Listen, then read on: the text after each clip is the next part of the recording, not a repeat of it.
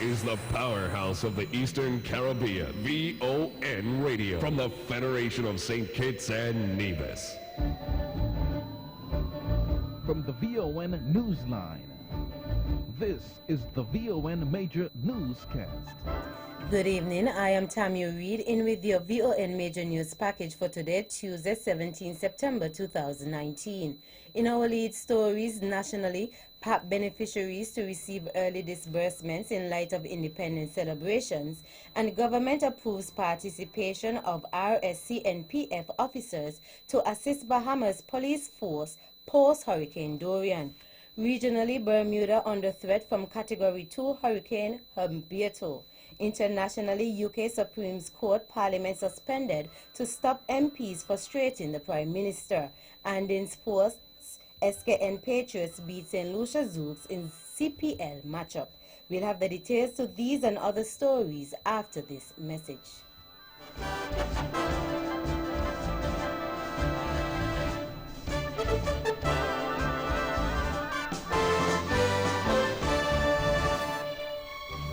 Another look. Different from how you've seen it before. Another look. Takes an in-depth look into business, politics, science, technology, religion, and more. Another look. Featuring documentaries from the BBC, regional features, and local ones too. Another look. Every Monday at 3 p.m. on the Eastern Caribbean's powerhouse, VON.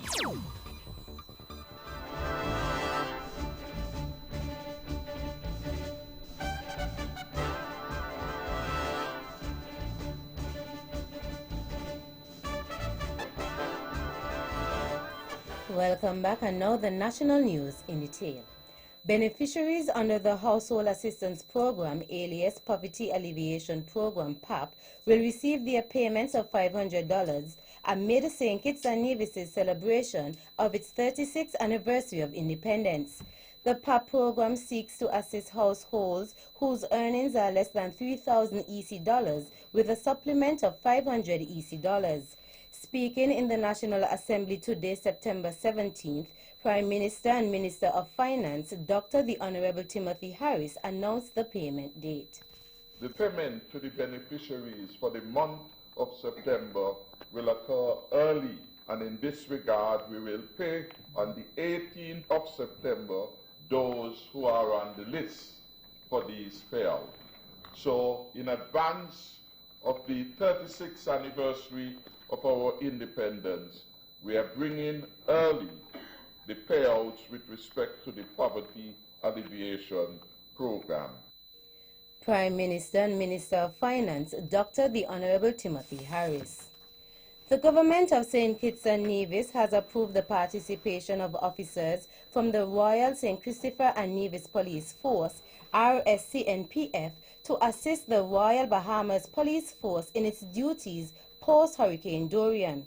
According to Prime Minister Dr. the Honorable Timothy Harris, he received a request from the Government of Bahamas through the Regional Security Systems RSS Executive Director, Captain Shawlan, for St. Kitts and Nevis to provide security assistance to the Royal Bahamas Police Force. Here is Dr. Harris. I am advised that the members of the police force in Bahamas, in the aftermath of Hurricane Dorian, are very much tired and stressed and perhaps stretched too in the circumstances which we could well relate to. They of course need relief, which will come from an infusion, if you will, of new bodies in the Commonwealth of Dominica. He also mentioned the date in which the officers will leave. The Cabinet met and approved the participation of St. Kitts and Nevis under the banner of the RSS. Our officers are expected to depart around the 20th of September 2019 via Barbados, from whence they will be transported by the Canadian military airplane to the Commonwealth of Bahamas for duty. Prime Minister Dr. the Honorable Timothy Harris.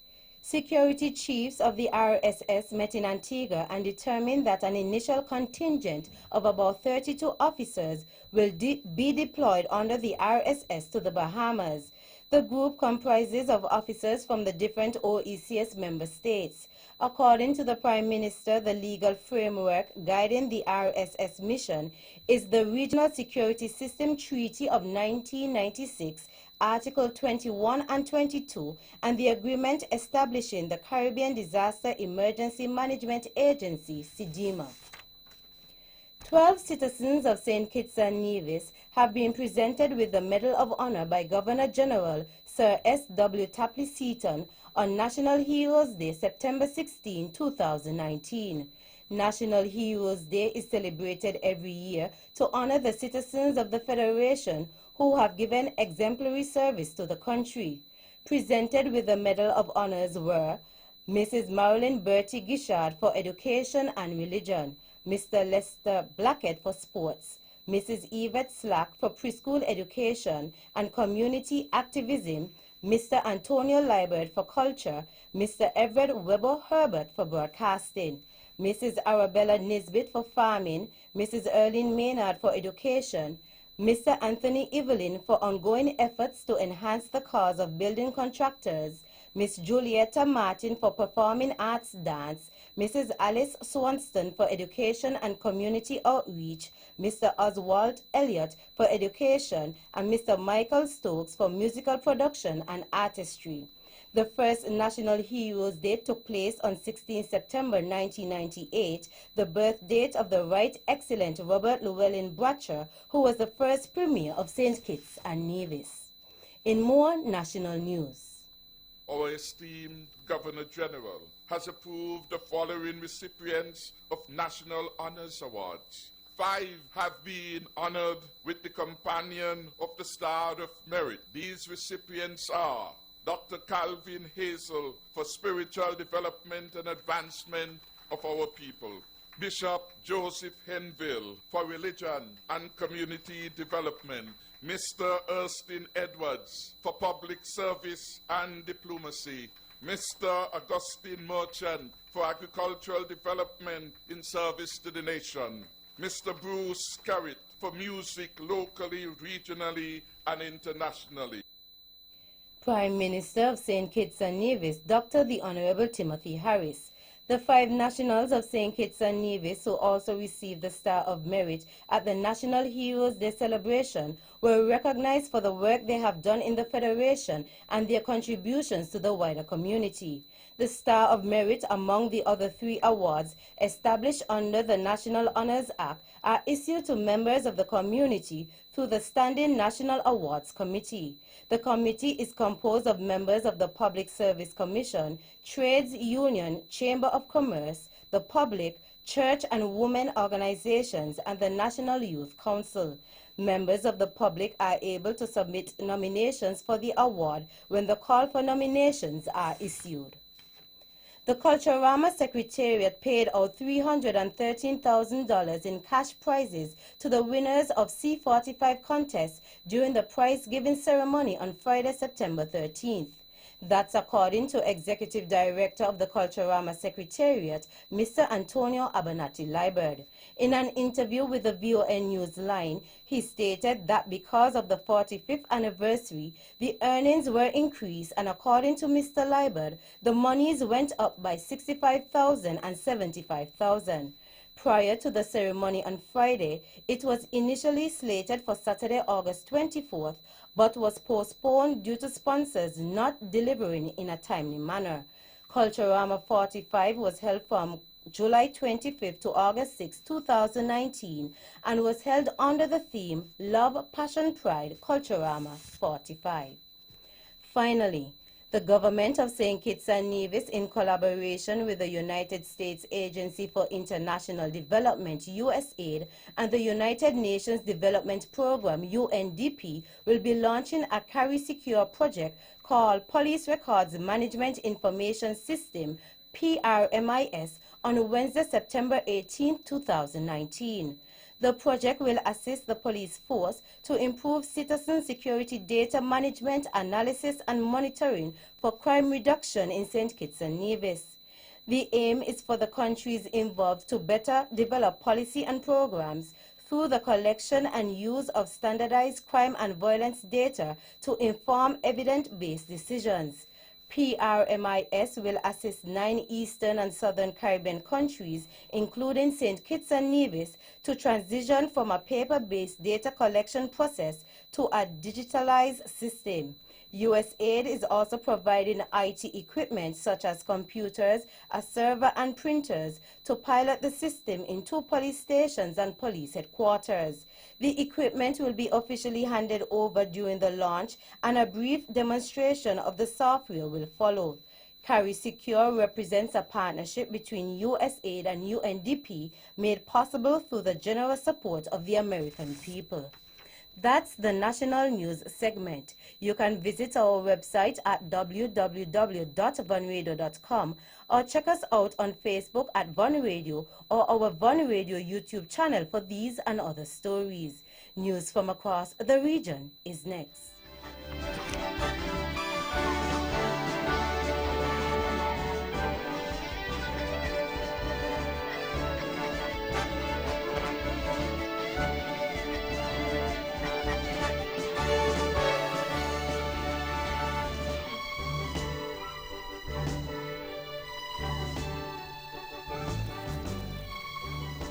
Life can be more fulfilling when we take the time out to smell the roses. And that's why your friends and family at the Bank of Nevis are experts at picking the flowers that best describe you. Whether you're planning to treat yourself after a long work week or finally getting around to that closet update, you deserve all the special things that life has to offer. And the Bond Visa card is here to help you achieve it. With just a swipe, you can turn a last-minute lunch date with friends and family into something worth remembering, with memories that will last a lifetime. Pampering yourself just got a whole lot easier. And after all, you deserve every refreshing moment of it. The ability to make your travel arrangements at your own convenience, whether by sea or by air, now rests within the palm of your hand. With a single swipe, the Bond Visa card can put a world of difference between life and truly living, whereas the only limit you may have is your own imagination. Apply today. The Bank of Nevis Limited, improving the quality of life.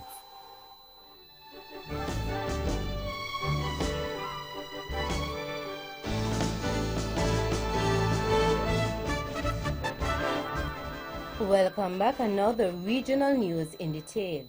Hurricane Alberto is threatening to impact Bermuda later this week. No watches or warnings had been issued for the country, forecasters from the National Hurricane Center, NHC, in Miami say. On the forecast track, the center of Humberto is forecast to approach Bermuda Wednesday night, the NHC said. According to forecasters from AccuWeather, Category 2 Hurricane Humberto at 11 this morning was located at 30.70 degrees north, 73.50 degrees west, with winds of up to 100 miles per hour. The gusts were 120 miles per hour and was moving east-northeast at 8 miles per hour. It was located at about 525 miles west of Bermuda. A major hurricane is Category 3 or above, with maximum sustained winds of 111 miles per hour or higher. Over the weekend, when Humberto was still a tropical storm, it dumped heavy rains on parts of the Bahamas that was devastated by Category 5 Hurricane Dorian 2 weeks ago, and the NHC said its outer bands were expected to produce an additional 1 to 2 inches of rainfall in the central Bahamas, with isolated storm total rainfall amounts of 6 inches. In Barbados, the Ministry of Health and Wellness has warned Barbadians about the dangers of vaping, particularly on the heels of reports of an outbreak of severe respiratory illnesses associated with the practice in the United States. In the more than 450 cases so far confirmed in the United States, respiratory symptoms include cough, difficulty breathing, and chest pain, where the gastrointestinal symptoms have been identified as nausea, vomiting, and diarrhea. The non-specific symptoms being experienced include fever and fatigue. In a statement, the ministry said that the cause of the outbreak, which has so far resulted in 6 deaths, was still not entirely clear, but investigations were ongoing by the Center for Disease Control and Prevention, CDC, and the Food and Drug Administration, FDA. Acting Chief Medical Officer Dr. Kenneth George said that vaping was fairly recent phenomenon, mostly among teenagers and young adults, which involved smoking flavored e-cigarettes with nicotine oils and more recently marijuana oils. The ministry advised that particularly minors, pregnant women, and persons who have never smoked should avoid the practice since they were at risk for adverse outcomes, including respiratory illnesses. Out of Antigua, 2 of the 5 boys involved in the attack on the Dominican teen living in Antigua and Barbuda have been charged with wounding with intent to murder.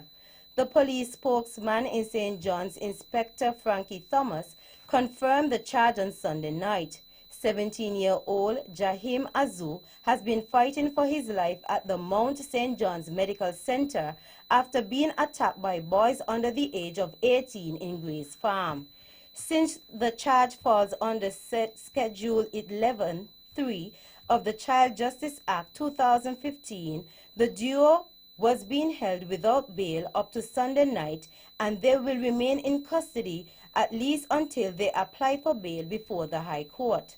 According to the law, in Antigua and Barbuda, Child Justice Board does not have the power to issue bail or release the boys into the custody of their parents, except in instances where the offenses fall under Schedule 1 or 2.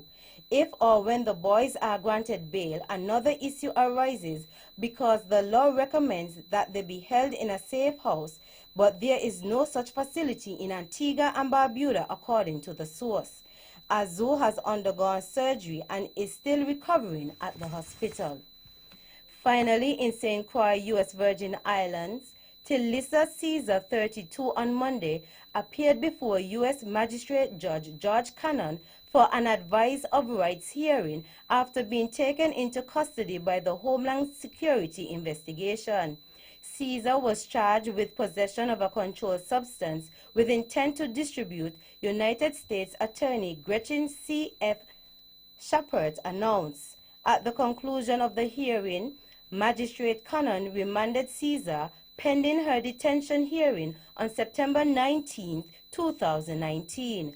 According to court records, on July 10th, Caesar recruited Amara Stevens of St. Thomas to act as a courier to smuggle several packages of cocaine from St. Croix to Miami aboard American Airlines flight number 2227. On July 11th, after boarding the flight, Caesar instructed Stevens to retrieve 2 brick-shaped packages of cocaine that were placed in the life vest bin located under her seat. The investigation revealed that the packages of cocaine were placed on the aircraft during the overnight hours of July 10th while it sat on the tarmac. VI Consortium says surveillance video footage shows Caesar making cash deposits into Stevens' account at the Sunny Isles branch at Banco Popular on St. Croix, one of which was made when Stevens was in a flight to Miami. Upon arrival in Miami, Stevens and another male passenger were arrested by Customs and Border Patrol and were found to be in possession of a total of 5 brick-shaped packages of cocaine. Caesar currently is awaiting trial on October 28 in Fort Lauderdale on cocaine importation charges. That's it for our regional stories. Stay with us for news around the world.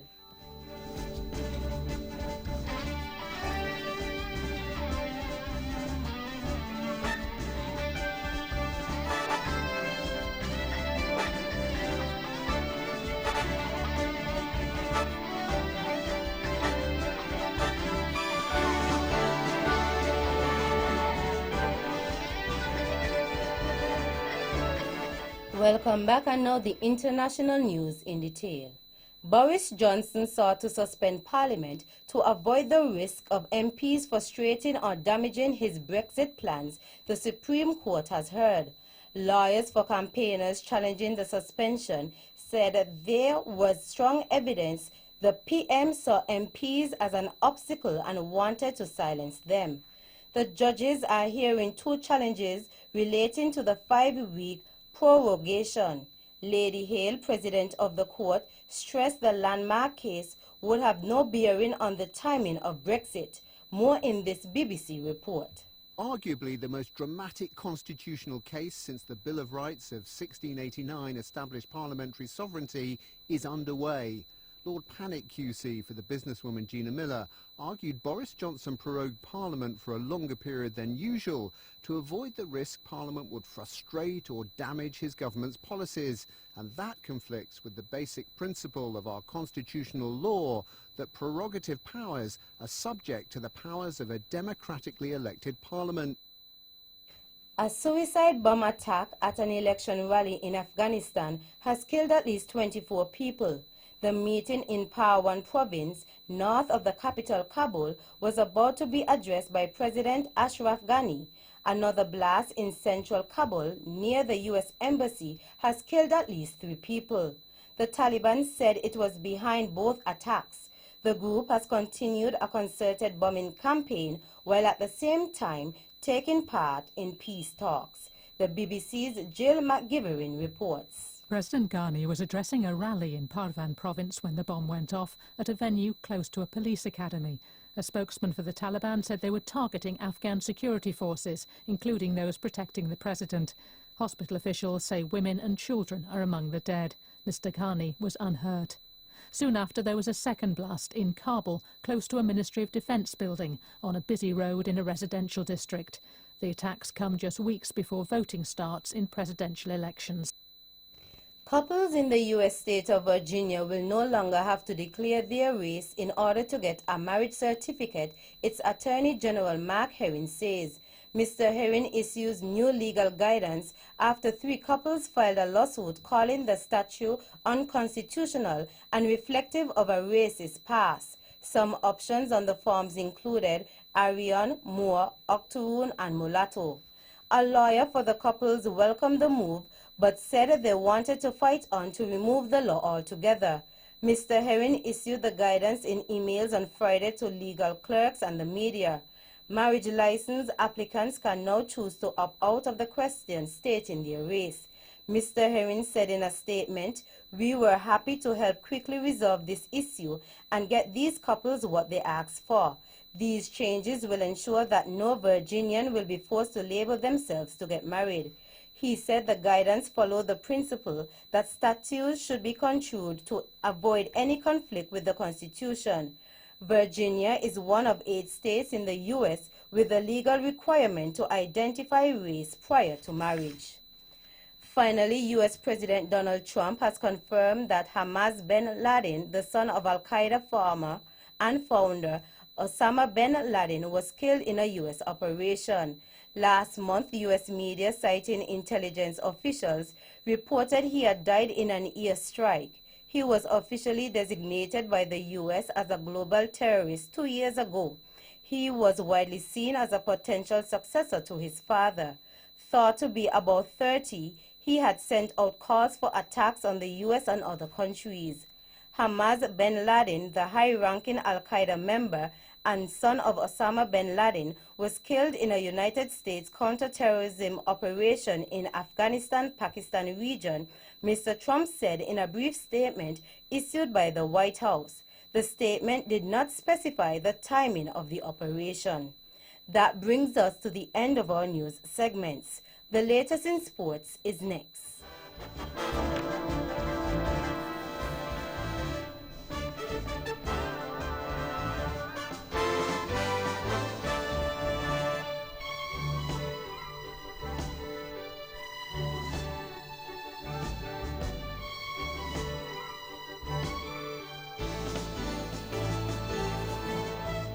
Are you seeking to upgrade or renovate your business or home office space? Then this information is just for you. TDC is having a massive furniture sale. Yes, the prices have been slashed. Save up to 20, 30, 40, 60, no, 70. Save up to 75% off office furniture. Visit our office furniture showrooms today in St. Kitts and Nevis. See stores for details. Offer good while stocks last.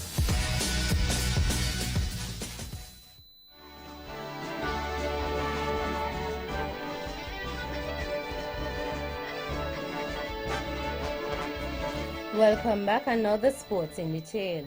In CPL cricket, the St. Kitts and Nevis Patriots beat the St. Lucia Zouks on September 16 as the Caribbean Premier League continues. Scores were as follows. Patriots 143 for 4, beat Zouks 138 for 9.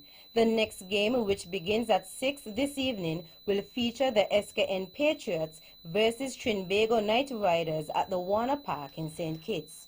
In more cricket news, Australia's women team have beaten the West Indies women in a one-day series match. Scores were Windies women 106 for 8 from 20 overs, Stephanie Taylor 44 not out.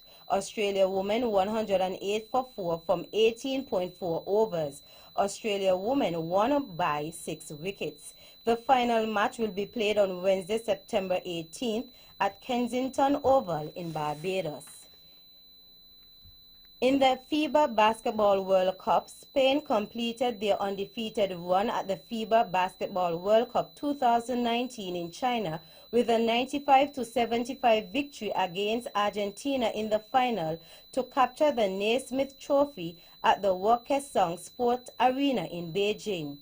Ricky Rubio paced the winners with 20 points, while Marc Gasol added 14 points, 7 rebounds and 7 assists to lead the Spaniards to their second World Cup title, repeating as champions after a 13-year break. Their first title also came on Asian soil in Japan. It will also be the second World Cup triumph for Gasol and Rudy Fernandez, who were both part of the title-winning team at the FIBA Basketball World Cup 2006. Meantime, the United States finished 7th in the FIBA Basketball World Cup in Beijing, China, their worst finish in the tournament's history. Team USA has failed to win a medal at the World Cup for the first time since 2002. In football, Lionel Messi is in Barcelona's squad for Tuesday's Champions League opener with Borussia Dortmund after recovering from a calf injury. The Barca captain last played in July during the Copa America for Argentina and has missed Barca's opening 4 games. Messi was passed fit by the medical team to return after Monday's training session. Finally, in athletics, 6-time Olympic champion Allyson Felix has been selected in the U.S. team for the World Athletics Championships for a record 9th consecutive time. Felix, 33, only returned to competitive racing at the Great North City Games last week, just 10 months after giving birth to her first child by emergency cesarean. She has been named in the 4x400 meters relay squad. Doha hosts the championships, which run from 27 September to October 6.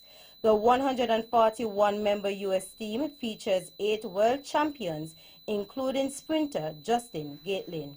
That's it for the sports segment. The general weather forecast is next.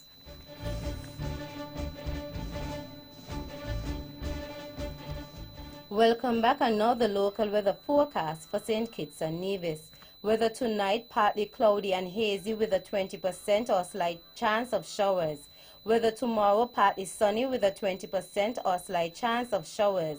Winds east to east southeast at 22 to 33 kilometers per hour or 12 to 18 knots. Seas 1.5 to 2.4 meters or 5 to 8 feet with northeasterly swells of 1.5 meters or 5 feet. The small craft advisory and high surf advisory remain in effect, and sunrise tomorrow will be at 5:59 a.m. And that's how we wrap up the major news package for today, Tuesday, 17 September 2019. Before we go, let's take a look at the headlines once again. Nationally, PAP beneficiaries to receive early disbursements in light of independence celebrations. And government approves participation of RSCNPF officers to assist Bahamas police force post-Hurricane Dorian.